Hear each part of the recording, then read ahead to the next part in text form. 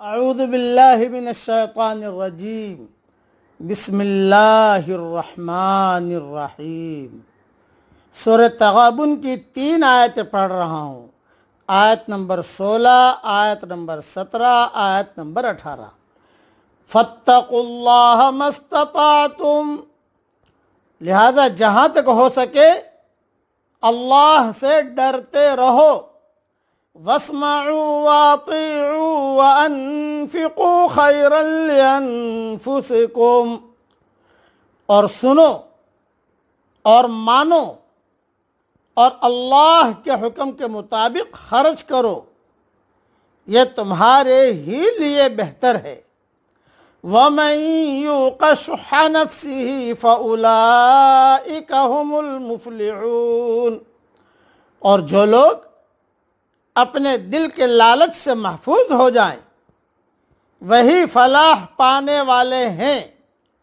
ان تقرضوا اللہ قرضا حسنا یضاعفہ لکم ویغفر لکم، اگر تم اللہ کو اچھا قرض دو گے تو وہ اس کو تمہارے لیے کئی گنا بڑھا دے گا اور تم کو بخش بھی دے گا۔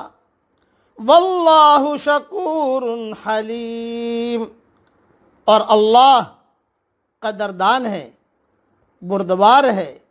عالم الغیب والشہادۃ العزیز الحکیم، غائب اور حاضر کو جاننے والا ہے، زبردست ہے، حکیم ہے۔ اللہ جل جلالہ عمن والہ نے مختصر انداز میں بہت ڈھنگ سے کچھ باتیں بتا دی۔ مختصر تشریح سن لیجئے۔ انسان کو سب سے زیادہ تعلق اپنی اولاد سے ہوتا ہے۔ آدمی ہر دوسرے معاملے میں اصول کی باتیں کرتا ہے، مگر جب اپنی اولاد کا معاملہ آتا ہے وہ بھی اصول بن جاتا ہے۔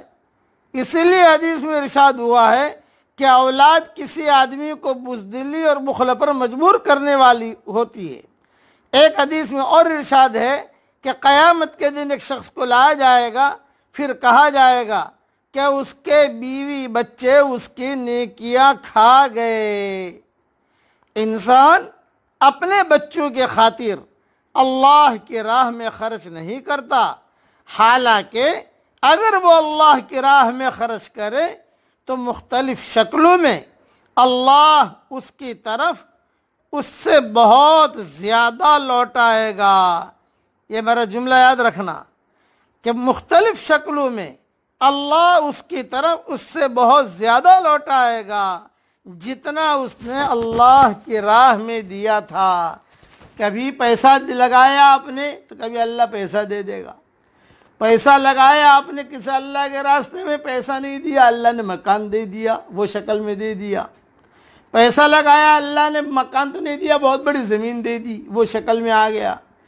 پھر کبھی جب پیسہ لگایا اللہ کے راستے میں خرچ کیا تو اللہ نے اچھی سی بیوی دے دی، اچھا سا شوہر دے دیا، وہ شکل میں آ گیا۔